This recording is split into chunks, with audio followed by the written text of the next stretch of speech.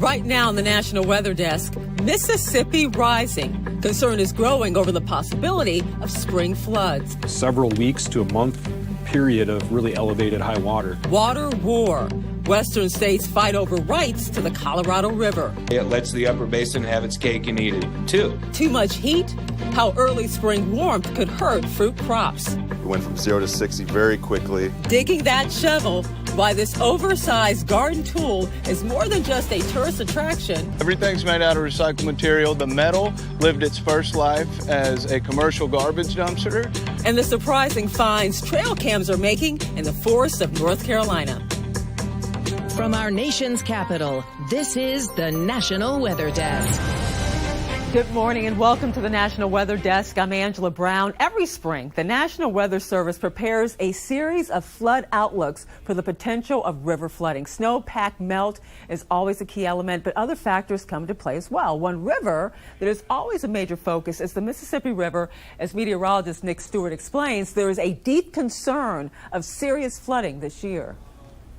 Near the Twin Cities, the National Weather Service keeps a very close eye on the Mississippi River, watching many factors. The biggest concern so far this year is the fact that snow still covers the ground, especially off to the north, near the headwaters of the Mississippi, the deeper, though, we get in the month of April. At what point do we start getting exponentially concerned about the snowpack still kind of lingering? Yeah, that's happening right now. Forecasters at the North Central River Forecast Center continue to watch the evolving river conditions in the upper Midwest as a thick snowpack containing a lot of water remains in place. This snowpack contains 4 to as much as 8 inches of water built up during the course of the winter season.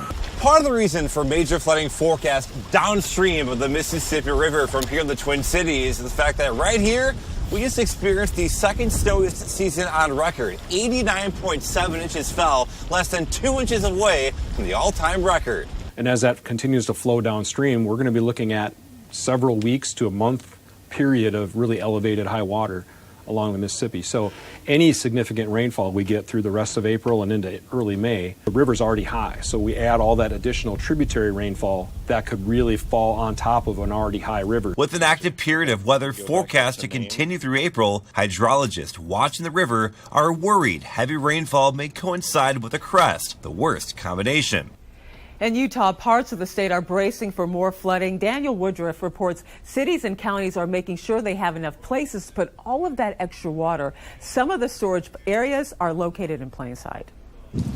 Rock Canyon Park is a popular place to play. I'll come here at least once a week. Chloe Handley visits with her dog. Just picnicking, reading, and just hanging out. Until this wind picked up. Yeah, seriously, and I got attacked by leaves. But while it might look like just a park, it has another purpose. Most people don't realize it's a detention pond. Set up to detain water that has nowhere else to go. It's got a pipe system out of it, and if it exceeds the pipe system, it'll start to fill that detention pond. Public Works Director Dave Decker says it's an important part of Provo's effort to control heavy runoff. We're standing by more ponds just to the south. This year, do you think these will be used?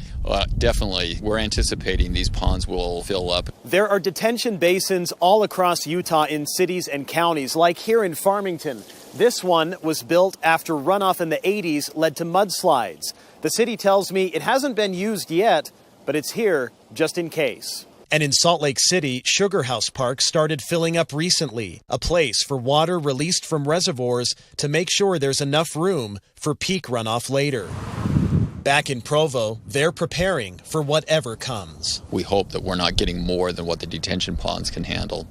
And that's the concern. What if these detention ponds didn't have enough room for all of that water? Well, the Public Works Director says Provo City has a plan to divert excess water beyond that down the street into either storm drains or a natural channel where it would dump into Utah Lake.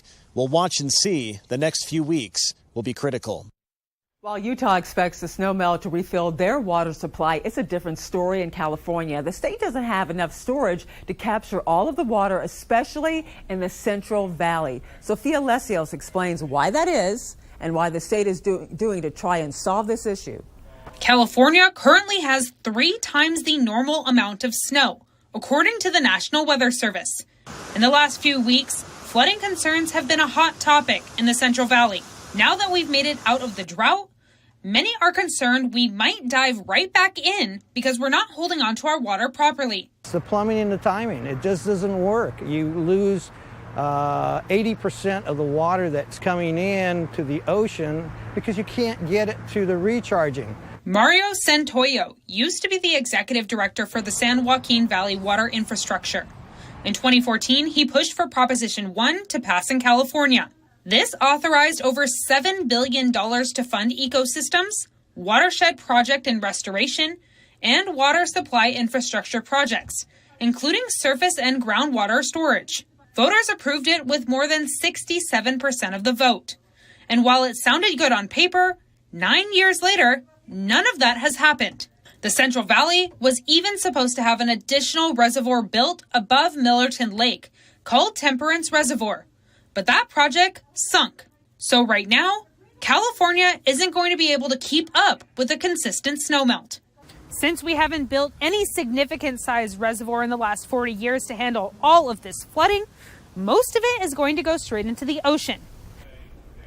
Tensions continue to rise 1 week after the federal government proposed further water cuts along the Colorado River. The cuts impact the lower basin in Nevada, California, and Arizona.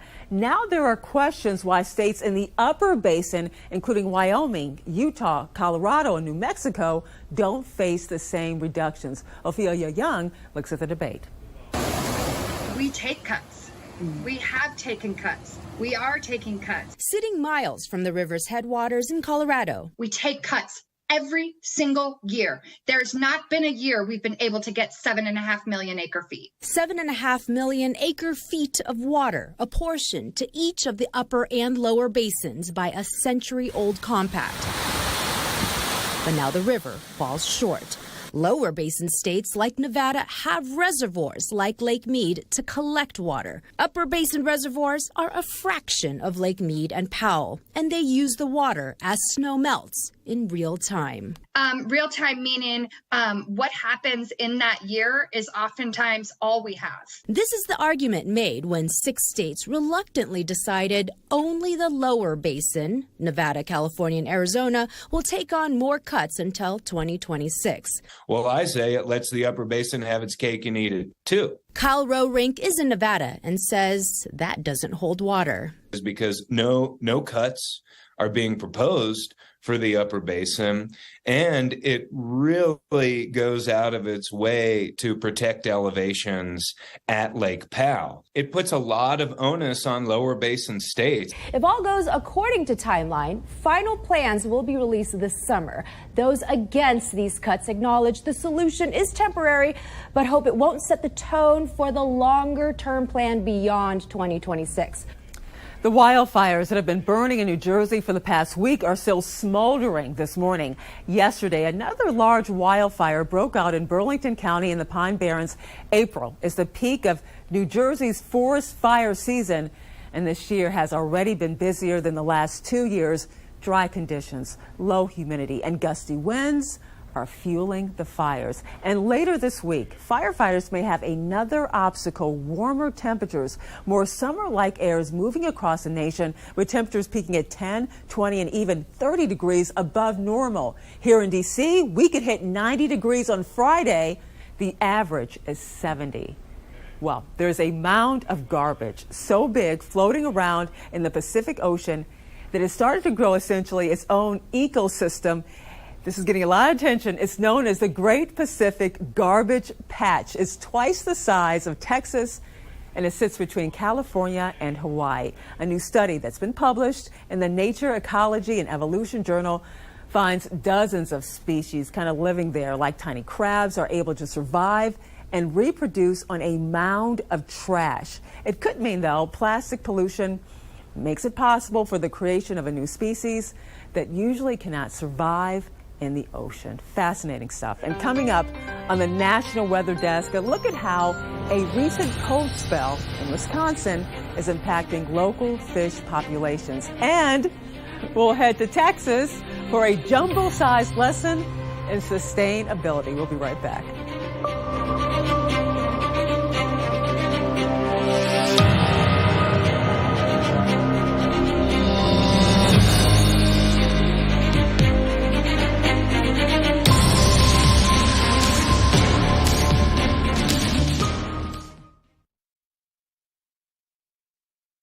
I'm meteorologist Charlie Lopresti with Look at the Northeast. We still have this upper low, keeping a fair amount of clouds in place today. It's a mostly cloudy day for many areas. Skies will be brightest the farther south you are. High temperatures today will top out in the 50s for most of the Northeast. It gets a little bit warmer on Thursday. Brighter skies return, but notice how much cooler it is to start the day. We should be in the 30s early on, 30s and low 40s. By afternoon, Thursday, this is 1:30 or so. Temps are running in the low 60s, 50s in northern New England. I'm meteorologist Jonathan Myers, and here's a look at the Mid-Atlantic region, starting off with some crisp numbers in the 40s to around 50 at about 9 a.m. By noontime, we're well into the 60s, maybe even some 70s south and west.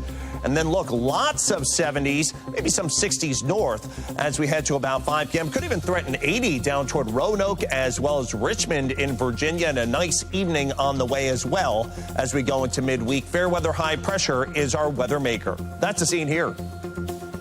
Good Wednesday morning. I'm meteorologist Michael Arenberg with a look at your southeast regional forecast for this Wednesday. High pressure will still build through the southeastern states with dry conditions throughout the southeast. A little bit of mid high level clouds coming through Florida, but no rain is expected with that. Temperatures certainly warming up. 80s all areas, 84 for Atlanta, 85 Nashville. Look for a high of 86 in Tampa, 81 for West Palm, and for upper 70s along the Florida Panhandle, Gulf Coast.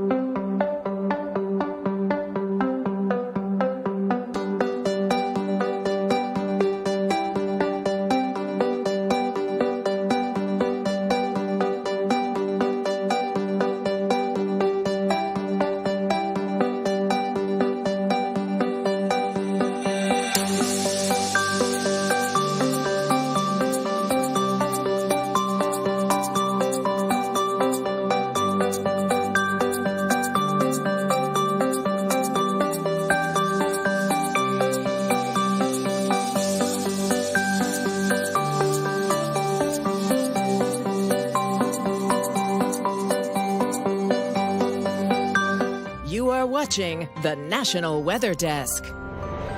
Last week, northern Michigan saw record high temperatures, and while that's great news for some, it could spell trouble for fruit farmers in the area. Meteorologist Heather Bricka is at a farm near Traverse City to show us how the warmth is impacting the crops.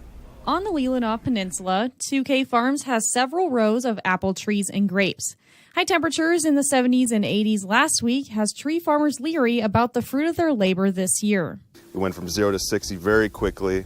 It feels like summer. But so the trees are emerging. We're in green tip right now, and that can create a lot of issues. Issues like a frost in the near future can really impact the delicate stage the apple trees are in now. These green tips are the first stage before the trees start to bud, and a frost means trouble. Last year was a bumper crop for apples across Michigan, but Koskela is anticipating a different outcome this year. We're growing cider apples, and these are biennial in nature as it is. So we expect a smaller crop, hopefully not significantly smaller, but that definitely affects, how we prune, how we spray, and how we just take care of the trees in general. The warm weather has had an even bigger impact on grapes, which is why the farm is working fast to tie the grapes up. We have some bud swelling in our Gamay. The Riesling is the last grapes that will be training, so hopefully we get that done before more swelling and bud break. A spring frost is typical in Michigan, but only time will tell if tree fruit farmers will have an abundant orchard. Wisconsin has seen a bit of weather whiplash as well, with warmer temperatures last week turning to near freezing at the start of this week, and that's impacting the sturgeon spawning season.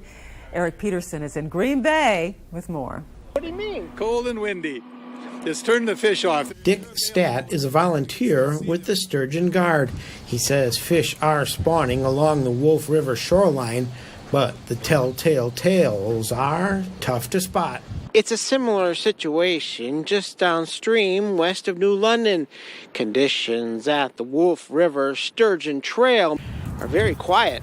Snow covers the picnic tables under the pavilion, and the shoreline along this section of the river is empty. We were sampling in shorts on Saturday, and I am sitting here, snow in my face this morning.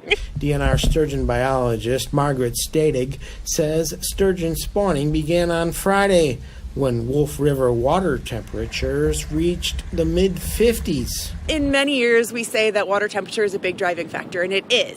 But this year, the water warmed up so quickly. I think we looked, and it warmed up 20 degrees over an entire week.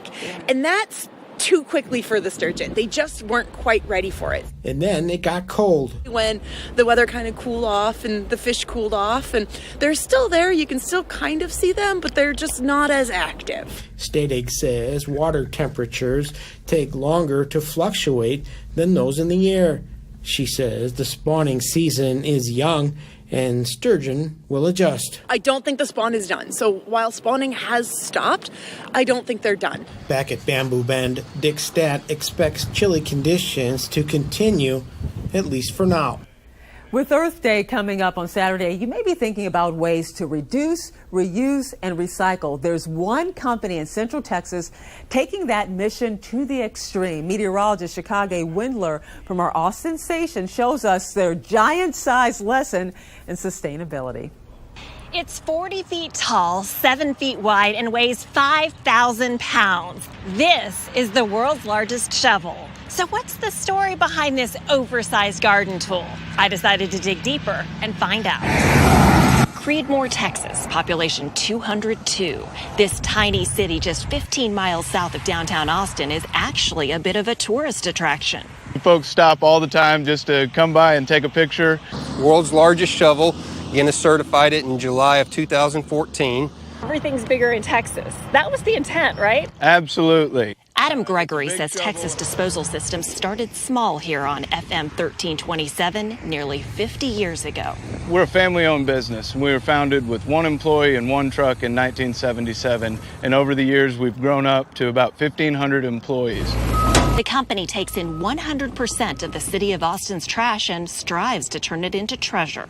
Anything we can keep out of the landfill, that's our goal here. Good example, acres of tree debris from our epic ice storm came here to get a second life. So we try and recycle everything we can around here. We think everything should live 1, 2, 3, as many lives as possible. We'll make mulch out of it. We'll make compost out of it that's going to be used in our soil blends. You can buy the mulch, soil, and other recycled products at Gardenville stores. A resale shop salvages other items to keep them out of the landfill as well. To responsibly use our resources and to be stewards of the environment. Which brings us back to the shovel. Everything's made out of recycled material. The metal lived its first life as a commercial garbage dumpster. The handle was a utility pole that we recycled from Austin Energy. It carried the power around the area. So if you come to snap a shovel selfie, now you have the scoop on why this roadside attraction is such a big deal. People have come a long way when it comes to recycling and sustainability, but we still have a long way to go, and we're here to help people get there. In Creedmoor, Texas, I'm Chicago Windler for the National Weather Desk. As temperatures warm up, we expect to see more animals like deer, squirrels, and even maybe bears. But in Asheville, North Carolina, spring is bringing out animals that are not as common, and trail cams are giving us insight into their hidden lives. Andrew James has the story. A site like this, which has 5 cameras, I'll come here maybe once a week. It's that weekly hike to check the cameras that gives North Carolina Wildlife Resources Commission volunteer Alan Cameron some inside knowledge about what happens when no one is around. Or at least no humans are around. Some of the cast of characters captured on his trail cameras may be pretty familiar. Like this bear standing on 2 legs. There's a good population of bears here in DuPont. One of the reasons is bear hunting is not allowed here. Or this buck sneaking in for a selfie. Deer will spot the cameras from long distance away and they'll stare at it because they know it's something that's not natural, but they won't do anything with it. But there are other animals that see us, even if we rarely see them. They're cryptic. They're hard to find to see one live. In the 16 years I've been working here, I've seen a grand total of 1 because they smell you coming or they hear you coming or they see you coming and they'll move aside. and they're also primarily nocturnal. He's talking about bobcats, a frequent visitor to his cameras spread all throughout the state forest. Sometimes the sound is actually more interesting than the animal you're seeing. To hear a bobcat screaming, calling its young, or a coyote howling, or a bear growling, that really adds to the video. And the list goes on, from spirited coyotes to a curious fox, and even a skunk caught in a snowstorm. And if you do happen to come across any of these animals in the wild, Alan says it's important to keep things in perspective. This is their home. Humans are nothing but intruders into the forest. And we love to share your weather content on the air. You can find us on all your favorite social media platforms, Twitter, Facebook, you name them, or scan the QR code on the bottom left of your screen. We'll be right back.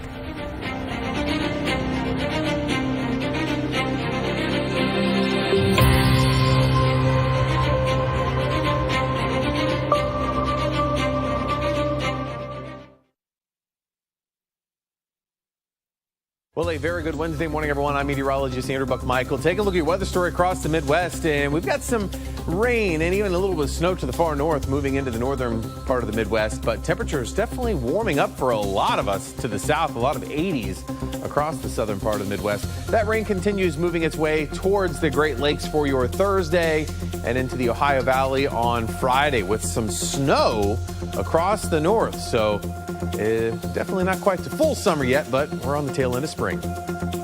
Good morning, I'm meteorologist Alex Garcia. Here's a look at your regional weather. We're waking up into the 50s, 60s, and 70s on down toward the south. We're going to be watching a little bit of a dry line today as it pushes out to the east. Showers and thunderstorms could fire up right along that region. There's a marginal risk for some severe weather back up into Oklahoma, all the way down into Texas. Otherwise, temperatures will be warming up into the 70s and into the 80s. I'm meteorologist Alex Garcia. That's a look at your regional weather.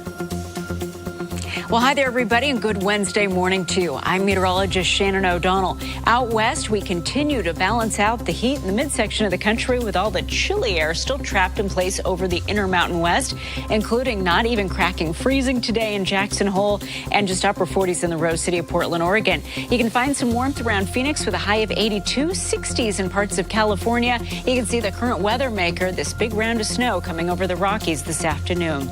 And that's the scene from here.